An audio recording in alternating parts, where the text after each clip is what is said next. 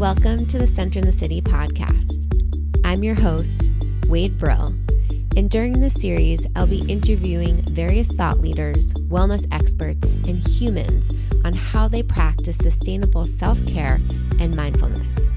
We'll get real and raw, talk about the light and the shadow side of self-care and mindfulness, and how we can actually stay centered amid the chaos and the hustle and bustle of our modern day world. So settle in and get centered.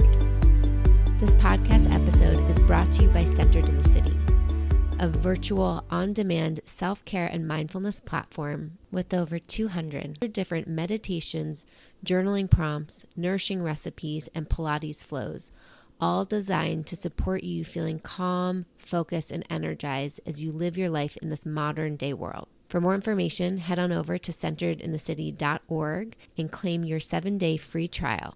Welcome back to the Centered in the City podcast.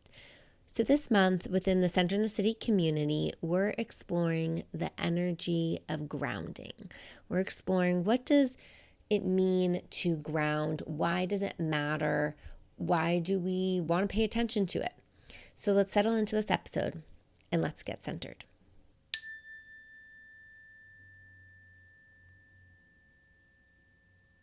There is some research out there, and again, these are smaller studies and probably need more research on them, but demonstrate that grounding techniques support managing chronic fatigue, chronic pain, anxiety, depression, sleep disorders, and cardiovascular diseases.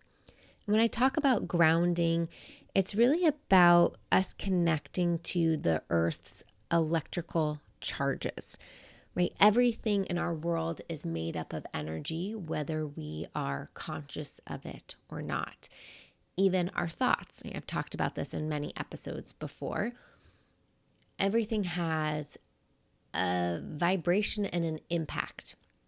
And so when we can connect to the Earth's electrical pulse and charge, it has been proven to be helpful techniques. You know, in some therapies, they use grounding blankets. So these like heavy weighted blankets that they put on people to support with anxiety. And that sense of weight and earthing quality really helps people calm their nervous systems and create some inner healing.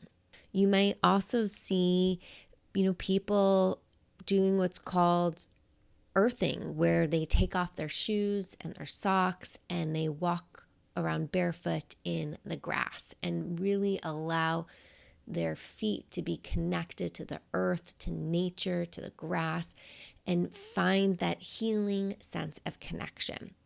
Now, as we're talking about it within the Centered in the City community, grounding is also this type of energy that connects us to our basic needs. So when we think about our sense of security, food and water, shelter, these basic human needs to be able to survive and function in our world.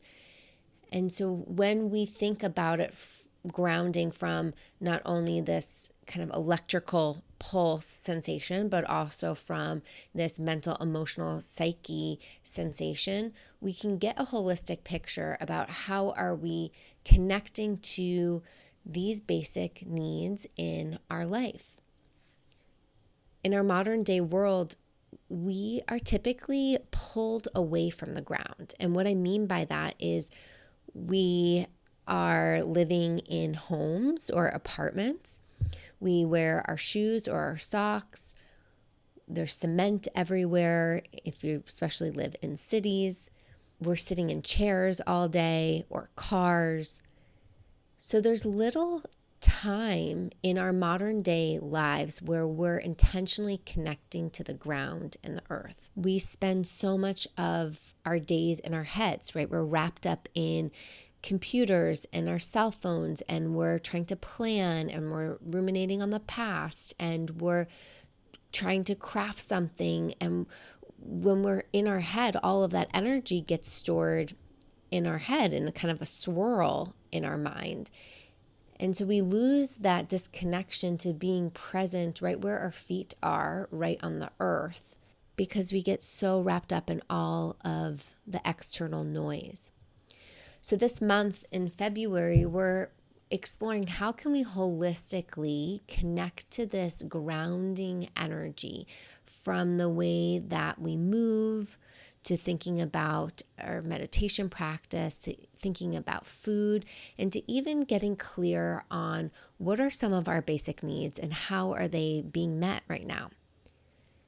It's so easy in our modern day life to just go on autopilot, to just assume that everything's fine because we're alive, because we're waking up and we're going to sleep.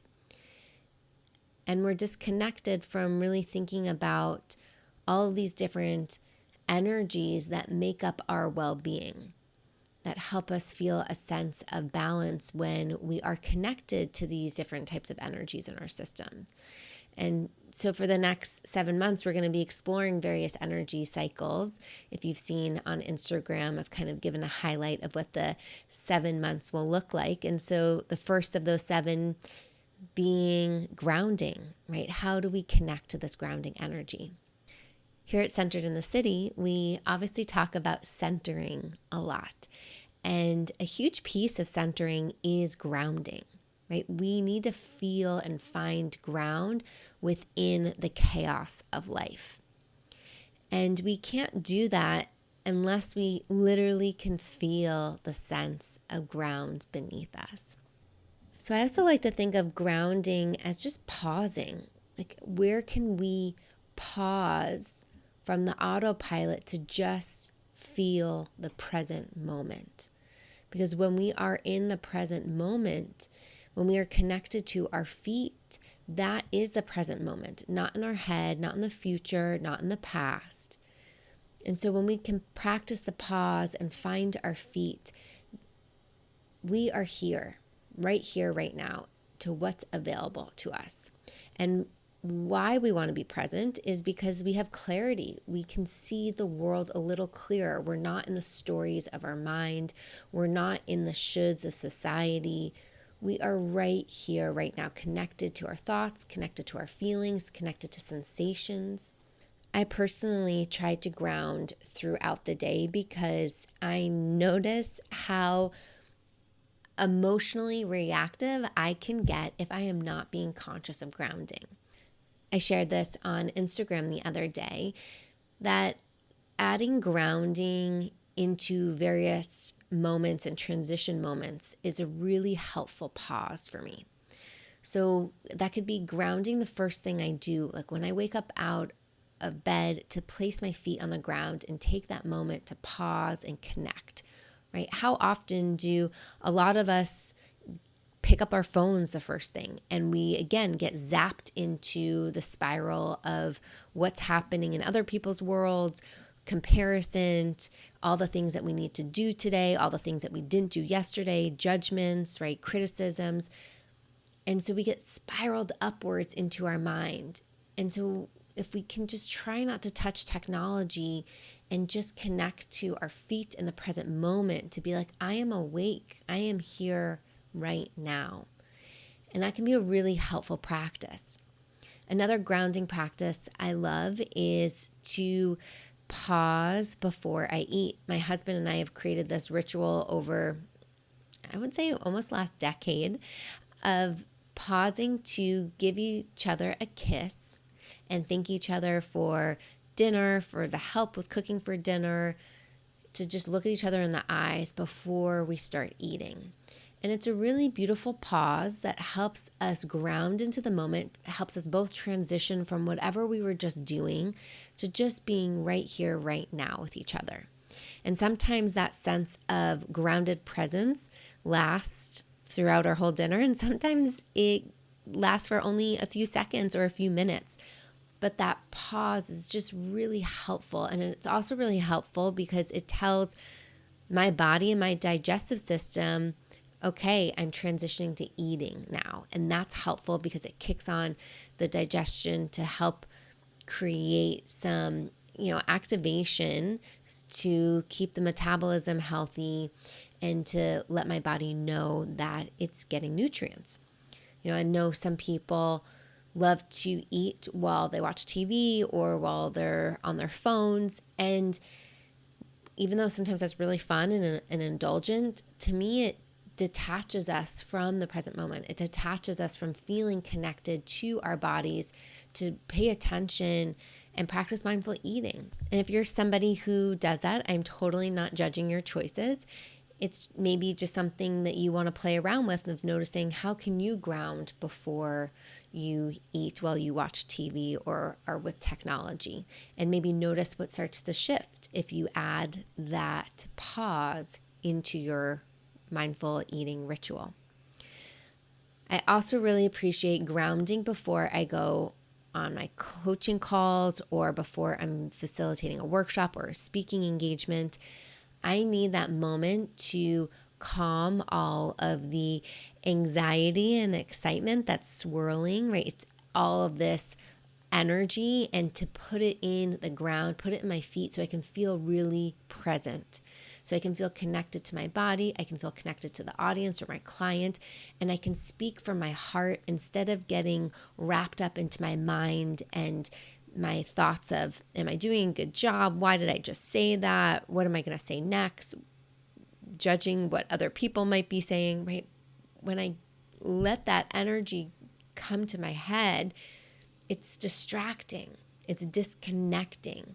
And so when I can pull all that energy into the bottom of my body, my feet, my tailbone, like feeling really grounded, connecting to earth, it feels like I'm being held and I can be open, I'm more receptive, I'm more loving and ready for connection, which connection is just the beautiful essence of life.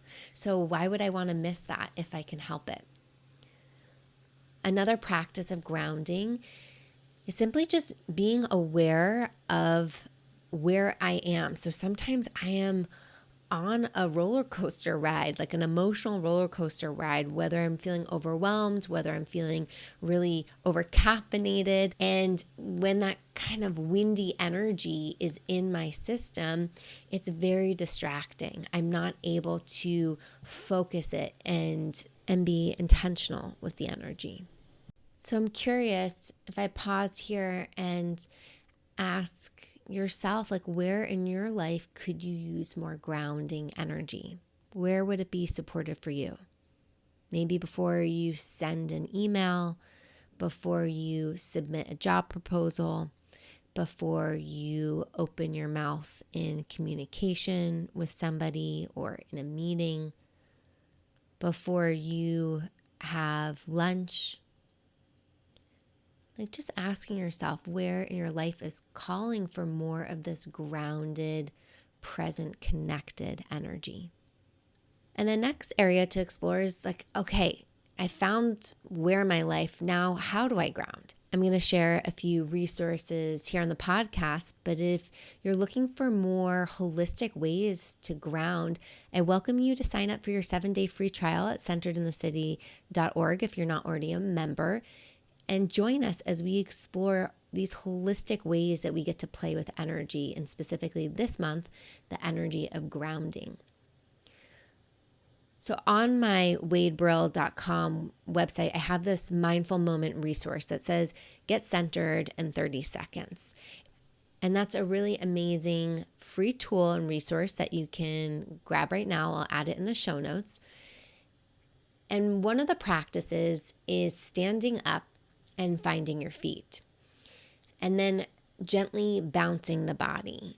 And when we bounce the body, we're able to kind of move and release some stuck energy. We're able to create some clearing and cleansing in our lymphatic systems, and we're able to kind of compost to the earth any of the shit that we're holding on to that's distracting us or draining us. And it gets us out of our head and into our bodies and into the present moment. So that's one of my most favorite practices to do, especially in back-to-back Zoom calls, or as I'm transitioning to my desk at the day or at the end of the day, or I'm just feeling like my butt is numb because I've been sitting so long, whether that's traveling or while I'm at my desk, to just shake and offer some vibrational release in the body is really helpful. Another helpful grounding technique is connecting to our breath. We know that our breath is available to us at any moment, at any time, as long as we are alive. And our breath is this tremendous tool that we don't use intentionally enough in our modern day life. One of the most simple breathing practices that I have done for over a decade that really helps me when I get into anxiety or I start to spiral in my mind is to breathe in for the count of 5 and breathe out for the count of 5. Breathing in for 5 and out for 5. And I bring my attention to my feet and I allow my feet to feel like sandbags, to feel this sense of heaviness. And that's so simple. And I can do it for, 10 seconds and I feel such a shift. Another one that we're practicing at Centered in the City is lying down meditation. It feels so good to lie on the ground and to feel just the connection to the earth and feel our physical body just release some of the weight that we're holding on to. And so I really welcome you to try it. If you've never tried lying down meditation, it's really powerful. And if you're nervous, you're going to fall asleep. There's ways to support that and modify it so you don't.